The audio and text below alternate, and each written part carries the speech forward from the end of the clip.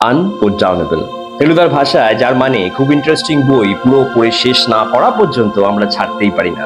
আজ বহু বছর পরে কলকাতার ময়দানে এসে যতক্ষণ না এক নিঃশ্বাসে সম্পূর্ণ ময়দানের অপরূপ নিঃস্বার্থ সৌন্দর্যকে হৃদয়ের প্রতিটি অলিন্দে প্রতিচ্ছবির মতো ভরে নিতে পারছিলাম, ততক্ষণ মনে হচ্ছিল অন্তরাত্মার কাছে আমার ছুটি নেই। রোজনামচার জীবনে এই বিস্তীর্ণ সবুজ সাবানা বিচরণের অনাবিল আনন্দ আমার ভিন রাজ্যের কুফরিতে গিয়েও অনুভব করিনি। কলকাতা শহরের জন্মলগ্নে সেই যে তিনটি গ্রাম, তার মধ্যে একটি গ্রাম গোবিন্দপুর এর অংশ এটি। আজ যেখানে সবুজ ঘাসের উপর দিয়ে নির্ভয়ে অবলীলাক্রমে হেঁটে চলেছি, একদা এখানেই বসতো বাঘেদের আড্ডা। সালটি ছিল 1758।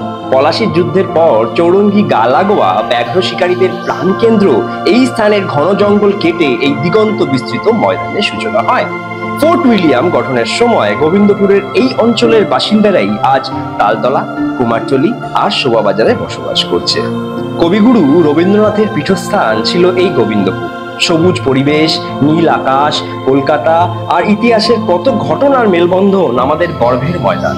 ময়দানে এখনো কিছু জঙ্গল আছে। কিছুক্ষণ চুপচাপ বসে চোখ বন্ধ করে পাখির আওয়াজ, বাতাসের ছোঁয়ায় পাতার শব্দ, এক কথায় ভাই simply out of the world. দীর্ঘ নিঃশ্বাসকে পুঁজি করে একাকিত্বে কিছু সময় অতিবাহিত করলে বনদেবতার আশীর্বাদ যে এখনো এখানে বিদ্যমান তা প্রতি মুহূর্তে অনুভব করেছি।